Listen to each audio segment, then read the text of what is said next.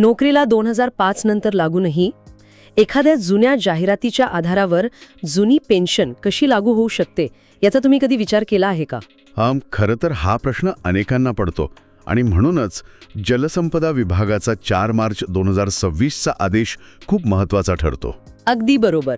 आपण जुनी पेन्शन योजना म्हणजेच OPS आणि राष्ट्रीय निवृत्तीवेतन प्रणाली म्हणजेच NPS यांच्यातील कायदेशीर बदल आज उलगडणार आहोत. होय, आणि हा विषय हजारो कर्मचाऱ्यांचा थेट जिव्हाळ्याचा आहे. अशीच उपयुक्त माहिती मिळवण्यासाठी आपला महसूलशाही चॅनल लगेच सबस्क्राईब करा.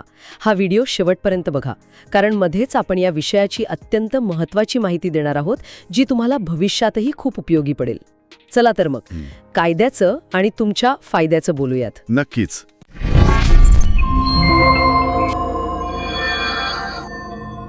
कारण हा विषय केवळ कागदावरच्या नियमांपुरता मर्यादित नाहीये, तो अनेक कुटुंबांच्या आयुष्याला कलाटणी देणार आहे. बरोबर. आणि म्हणूनच आज चर्चेचा पाया रचताना मला एका गोष्टीची आठवण येते. आपल्या मागील व्हिडिओवर एका प्रेक्षकाने अतिशय मार्मिक कमेंट केली होती. अच्छा, काय होती ती कमेंट? त्यांनी विचारलं होतं की 2005 नंतर सेवेत रुजू झालेल्यांना जुनी पेन्शन मिळते का? हा प्रश्न साधा वाटतो, पण यातून लोकांच्या मनातला संभ्रम स्पष्ट दिसतो. माझ्या अनुभवातून सांगतो, हा प्रश्न जितका सरळ वाटतो ना, त्याचं कायदेशीर उत्तर तितकंच रंजक आहे. म्हणजे नक्की काय? कायद्याच्या कसोटीवर याचं उत्तर काय आहे? सविस्तर बघूया. मुळात 2005 हे वर्ष भारतीय प्रशासकीय व्यवस्थेत एक मोठं वळण मानलं जातं. एक वॉटरशेड मोमेंट, बरोबर ना? हो, अगदी तेच. कारण 1 नोव्हेंबर 2005 पासून जुनी पेन्शन बंद झाली आणि नवीन अंशदायी पेन्शन योजना म्हणजेच NPS लागू झाली. या तारखेनंतर शासकीय सेवेत येणाऱ्या प्रत्येकाला NPS लागू करण्यात आली. म्हणजे या तारखेनंतर जे शासकीय सेवेत आले त्यांना थेट NPS लागू झाली. हो, पण खरा गोंधळ तिथेच सुरू झाला. कशामुळे? कारण बघा, सरकारी नोकरीची प्रक्रिया काही एका रात्रीत होत नाही. जाहिरात निघणे, पूर्वपरीक्षा, मुख्य परीक्षा, मुलाखती आणि मग अंतिम नियुक्ती. हो, या सगळ्या प्रक्रियेला कधीकधी 2-3 वर्ष सहज लागतात. अगदी अचूक मुद्दा पकडलात. आणि याच प्रशासकीय विलंबाचा फटका हजारो उमेदवारांना बसला. त्यांची भरती प्रक्रिया 1 नोव्हेंबर 2005 पूर्वी सुरू झाली होती, पण शासनाच्या लालफितशाहीमुळे किंवा इतर प्रशासकीय कारणांमुळे त्यांना प्रत्यक्ष नियुक्ती मिळायला 2005 उलटून गेलं. मग यात त्या उमेदवारांचा काय दोष? हाच तो कळीचा प्रश्न होता. याच अन्यायावर तोडगा पाडण्यासाठी केंद्र शासनानं 3 मार्च 2023 रोजी एक अतिशय महत्त्वाचं कार्यालयीन ज्ञापन काढलं होतं. आणि राज्याने यावर पाऊल उचललंय, बरोबर? होय. त्याच्याच आधारावर महाराष्ट्र राज्य शासनाच्या वित्त विभागानं 2 फेब्रुवारी 2024 रोजी एक ऐतिहासिक शासन निर्णय पारित केला. म्हणजे हा 2 फेब्रुवारी 2024चा निर्णय अशा कर्मचाऱ्यांसाठी आशेचा किरण ठरला. तर यात नेमकी काय तरतूद आहे? या निर्णयानुसार एक अत्यंत महत्त्वाचा दिलासा देण्यात आला. जे अधिकारी किंवा कर्मचारी 1 नोव्हेंबर 2005 रोजी किंवा त्यानंतर प्रत्यक्ष सेवेत रुजू झाले आहेत, पण ज्यांच्या पदभरतीची जाहिरात किंवा अधिसूचना 1 नोव्हेंबर 2005 पूर्वी निघाली होती. म्हणजे जाहिरात आधीची असावी. अगदी बरोबर. त्यांना जुनी पेन्शन योजना लागू करण्याचा वन टाइम ऑप्शन म्हणजेच एक वेळचा पर्याय देण्यात आला आहे. हा निर्णय कोणत्या कायद्याच्या आधारावर आहे? इथे आपल्याला 2 अत्यंत महत्त्वाचे कायदे समजून घ्यावे लागतील. पहिला म्हणजे महाराष्ट्र नागरी सेवा निवृत्तीवेतन नियम 1982 आणि दुसरा म्हणजे महाराष्ट्र नागरी सेवा निवृत्तीवेतनाचे अंशराशीकरण नियम 1984.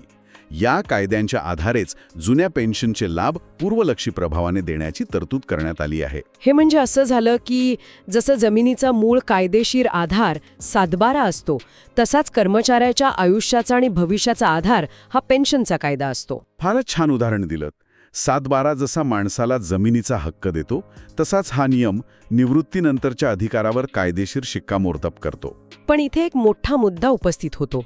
समाजामध्ये आणि अनेक कर्मचाऱ्यांमध्ये एक खूप मोठा गैरसमज आहे. कोणता गैरसमज? तो गैरसमज असा की एकदा नवीन पेन्शन योजना म्हणजेच NPS लागू झाली की जुनी पेन्शन कोणत्याही परिस्थितीत परत मिळत नाही. हा गैरसमज किती खरा आहे? हाच तर सर्वात मोठा गैरसमज आहे जो आज आपल्याला फोडायचा आहे. म्हणजे याला अपवाद आहेत तर? नक्कीच. कायद्यात नेहमीच नैसर्गिक न्यायाच्या तत्वावर आधारित अपवादात्मक परिस्थितीसाठी तरतूद असते. मी आत्ताच ज्या महाराष्ट्र नागरी सेवा निवृत्तीवेतन नियम 1982चा उल्लेख केला, त्या कायद्याच्या चौकटीत राहूनच वित्त विभागाने हा अपवाद मान्य केला आहे. म्हणजे प्रशासकीय विलंबाची जबाबदारी शासनाने स्वीकारली आहे. होय, जर भरतीची जाहिरात 1 नोव्हेंबर 2005च्या आधीची असेल आणि प्रशासकीय विलंबाने नियुक्ती नंतर झाली असेल तर तो विलंब कर्मचाऱ्याचा दोष नाही हे शासनाने मान्य केले आहे. त्यामुळे त्यांना या शासन निर्णयानुसार जुनी पेन्शन मिळण्याचा पूर्ण कायदेशीर अधिकार आहे. हे खरोखरच दिलासादायक आहे. प्रशासकीय प्रक्रियेतील त्रुटींचा भुर्दंड सामान्य माणसाला बसू नये. तुम्ही याबाबत कधी विचार केला आहे का? कमेंट सेक्शनमध्ये सांगा. आणि हो, अशीच कायदेशीर पण सोप्या भाषेतील माहिती मिळवण्यासाठी चॅनलला आत्ताच सबस्क्राईब करा. महसूलशाहीवर आपण असेच गुंतागुंतीचे विषय नेहमी सोपे करत असतो. आणि अशी माहिती तळागाळापर्यंत पोहोचणं खूप गरजेचं आहे, कारण आजही अनेकांना या वन टाईम ऑप्शनबद्दल माहितीच नाहीये. माफ करा, मध्येच थांबवते. पण म्हणजे प्रत्यक्ष उदाहरणावरून हे कसं समजून घेता येईल? एखादं जिवंत उदाहरण असेल तर हा गुंतागुंतीचा विषय अधिक स्पष्ट होईल. तुमचा प्रश्न अतिशय रास्त आहे. कायद्याची भाषा नेहमीच कोरडी वाटते, पण ती प्रत्यक्ष माणसांच्या आयुष्यात कशी उतरते हे पाहणं महत्त्वाचं असतं.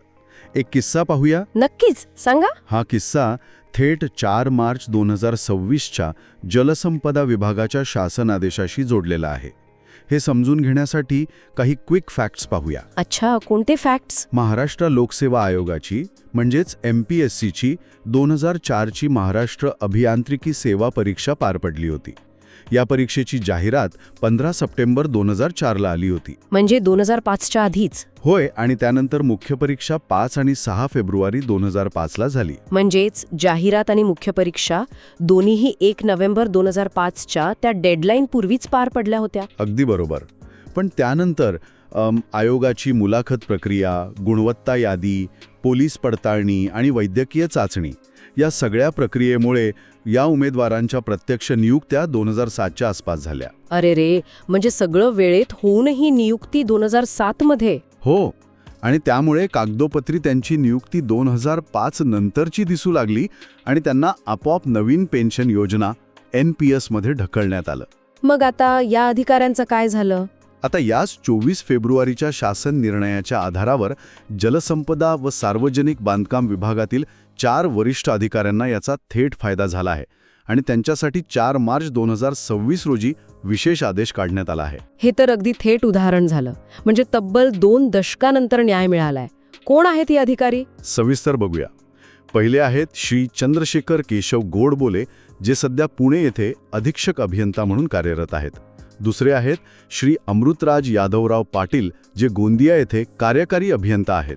आणि बाकीचे 2? तिसरे आहेत श्री संदीप कुमार हिरामळ महाले, जे मंत्रालयात जलसंपदा विभागात कार्यकारी अभियंता तथा अवर सचिव आहेत. आणि चौथे आहेत श्री जगदीश मधुकर पाटील, जे अहमदनगर येथे कार्यकारी अभियंता आहेत. या सर्वांनी विहित मुदतीत तो जुनी पेन्शनचा पर्याय निवडला होता? हो, त्यांनी जुनी पेन्शन लागू करण्याचा वन टाईम ऑप्शन निवडला होता.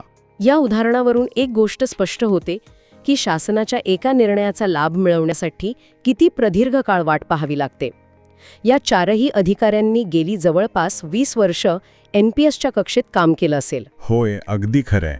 आणि जेव्हा आपण या निर्णयाकडे पाहतो तेव्हा तो केवळ एक कागदी आदेश नसतो. म्हणजे एक भावनिक बाजूही असते याला. नक्कीच.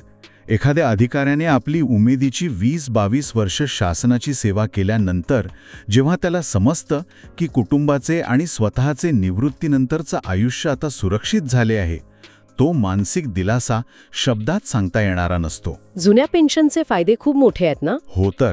जुनी पेन्शन योजना शेवटचा काढलेला पगाराच्या 50% रक्कम पेन्शन म्हणून निश्चित करते. सोबतच महागाई भत्ताही मिळतो. हा आदेश त्यांच्या दीर्घकालीन सेवेची एक प्रकारची पोचपावतीच आहे. हे ऐकून खरंच छान वाटतं. पण इथे आणखी एका प्रश्नाने डोकं वर काढले, आणि हा सुद्धा एक अत्यंत सामान्य गैरसमज आहे. सांगा, कोणता गैरसमज? अनेकांना असं वाटतं की समजा आपण जुनी पेन्शन निवडली तर आजवर गेली 15-20 वर्ष NPS मध्ये जे पैसे जमा झालेत ते बुडतात किंवा ते थेट सरकार जमा होतात. असं अनेकांना वाटतं, पण यात तथ्य नाहीये. कारण NPS मध्ये कर्मचाऱ्याचे 10% आणि शासनाचे 14% जमा होतात आणि ते शेअर बाजारात गुंतवले जातात. मग आता या पैशांचं काय होतं? हा अत्यंत कळीचा आणि स्वाभाविकपणे पडणारा प्रश्न आहे.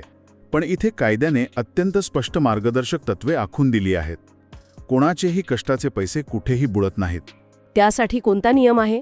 यासाठी आपल्याला महाराष्ट्र सर्वसाधारण भविष्य निर्वाह निधी नियम 1998 म्हणजेच GPF रूल्स आणि राज्य शासनाच्या वित्त विभागाचे 2 मे 2024चे परिपत्रक समजून घ्यावे लागेल. अच्छा, म्हणजे या परिपत्रकात स्पष्टता आहे. होय, ज्या अधिकाऱ्यांना जुनी पेन्शन लागू झाली आहे त्यांच्यासाठी शासनाने एक अत्यंत सुस्पष्ट स्टेप बाय स्टेप चेकलिस्ट दिली आहे, जी प्रशासनाने पार पाडायची आहे.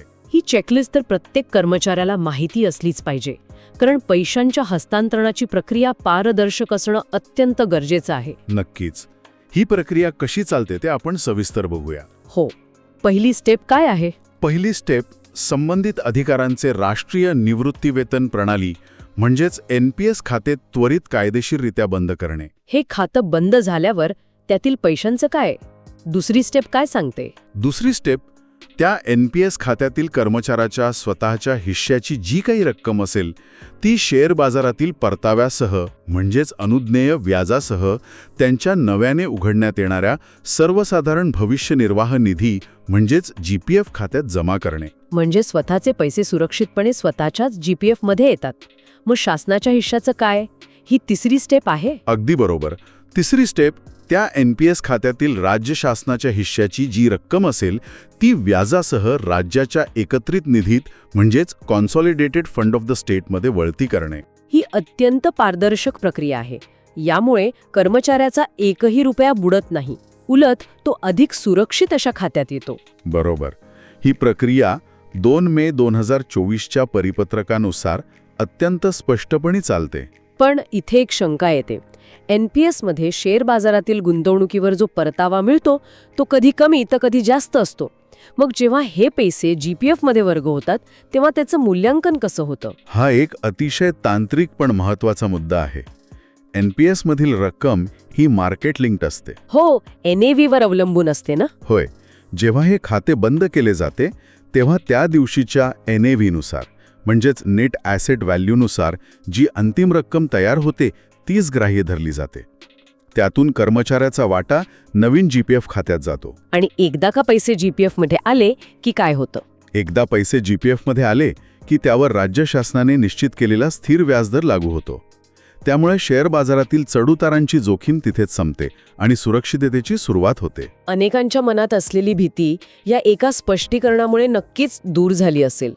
तुमच्या गावात अशी समस्या आहे का? समस्या कमेंटमध्ये लिहा. लाईक करायला आणि शेअर करायला विसरू नका. महसूलशाही चॅनलवर आपण असेच कायदेशीर पेच सोडवण्याचा प्रयत्न करत असतो. अगदी बरोबर. अधिकारांची जाणीव असणे हे सुरक्षित भविष्यासाठी खूप गरजेचं आहे. हो, पण एक प्रश्न आहे. आपण हे सगळे नियम, आदेश आणि चेकलिस्ट बघितली. हे कागदावर अतिशय स्पष्ट आणि परिपूर्ण वाटतंय. पण तुम्हाला प्रत्यक्ष अंमलबजावणीबद्दल शंका आहे का? हो, कारण जेव्हा प्रत्यक्ष कार्यालयात यायची वेळ येते तेव्हा या 4 मार्च 2026च्या आदेशाची अंमलबजावणी नेमकं करणार कोण? सामान्य कर्मचाऱ्याने आपलं NPS खातं बंद करून GPF सुरू करण्यासाठी कुणाकडे जायचं? शासनाने या आदेशात कोणावर जबाबदारी निश्चित केली आहे हे स्पष्ट सांगितलंय. कोणावर आहे ही जबाबदारी? या प्रक्रियेच्या अंमलबजावणीसाठी संबंधित अधिकाऱ्यांचे आहरण व संवितरण अधिकारी म्हणजेच ज्यांना आपण DDO म्हणतो आणि नियंत्रक अधिकारी यांना अधिकृतपणे प्राधिकृत करण्यात आले आहे. DDO म्हणजे थोडक्यात सांगायचं तर ज्यांच्या सहीने आपला दर महिन्याचा पगार निघतो आणि जे अधिकारी कर्मचाऱ्यांच्या सेवा पुस्तकाची नोंद ठेवतात तेच अधिकारी, बरोबर? अगदीच अचूक ओळखलं. त्यांनीच हे सर्व खाते हस्तांतरण आणि रकमेचं समायोजन करायचे आहे. मग कर्मचाऱ्याने स्वतःहून काय करायचं? कर्मचाऱ्यांनी आपला वन टाइम ऑप्शनचा फॉर्म आणि शासनाचा हा आदेश आपल्या DDOकडे सादर करायचा असतो. आणि हा आदेश सहज उपलब्ध आहे का? हो. समजा कोणाला हा मूळ शासनादेश स्वतः वाचायचा असेल तर तो महाराष्ट्र शासनाच्या अधिकृत संकेतस्थळावर जलसंपदा विभागाच्या सेक्शनमध्ये 4 मार्च 2026च्या तारखेने सहज उपलब्ध आहे. कायद्यातले हे बारकावे नेहमी लक्षात ठेवा म्हणजे पुढे अडचण येणार नाही. अगदी 100% खरी गोष्ट आहे. आपण आजच्या चर्चेचा थोडक्यात रिकॅप घेऊया. नक्कीच. आपण पाहिलं की 1 नोव्हेंबर 2005 पूर्वी निघालेल्या जाहिरातीनुसार लागलेल्या कर्मचाऱ्यांना जुनी पेन्शन कशी लागू होऊ शकते. आपण MPSC 2004च्या परीक्षेचं आणि 4 अभियंत्यांचं उदाहरण पाहिलं ज्यांना 20 वर्षानंतर न्याय मिळाला. आणि आपण पैशांच्या हस्तांतरणाची प्रक्रियाही पाहिली. होय, NPS खात्यातील पैसे बुडत नाहीत तर ते GPF खात्यात कसे वर्ग होतात याची 3 टप्प्यांची पारदर्शक प्रक्रिया समजून घेतली. आणि सरतेशेवटी DDOची जबाबदारी कशी असते हेही पाहिलं. या संपूर्ण चर्चेचा एकच गाभा आहे. आयुष्यभर शासनाची आणि जनतेची सेवा केल्यानंतर उतारवयात आर्थिक सुरक्षितता मिळणं हा केवळ नियम नाही, तर तो एका जीवनभराच्या कष्टाचा सन्मान असतो. अगदी खरंय. कायद्याचं हे संरक्षण प्रत्येक पात्र कर्मचाऱ्याला मिळायलाच हवं. ही सखोल चर्चा नक्कीच विचार करायला लावणारी ठरली असेल. हा व्हिडिओ आपल्याला आवडला असेलच. असेच महसूल आणि इतर सर्व कायद्यांबाबत सोप्या भाषेत मार्गदर्शन तुम्हाला यापुढेही हवंय? मग आपला महसूलशाही YouTube चॅनल तुमच्यासाठी आहे. चॅनलला लगेच सबस्क्राईब करा. आणि पुढच्या भागासाठी तुमचे विषय नक्की सुचवा. हो, कमेंट करून नक्की सांगा. अधिक माहितीसाठी खालील लिंकवरून व्हॉट्सॲप व टेलिग्राम ग्रुपमध्ये लगेच सामील व्हा. हा व्हिडिओ आपल्या मित्रांना गावातल्या व्हॉट्सॲप ग्रुपमध्ये जरूर फॉरवर्ड करा, जेणेकरून माहिती प्रत्येक गरजू व्यक्तीपर्यंत पोहोचेल. ज्ञानाची देवाणघेवाण महत्त्वाची आहे. व्हिडिओ आठवणीने इतरांनाही जरूर शेअर करा, कारण आम्हाला विश्वास आहे की ज्ञान हे प्रत्येकाचा हक्क आहे. आज इथेच थांबूया. लवकरच भेटू पुढील भागात. धन्यवाद. जय महाराष्ट्र.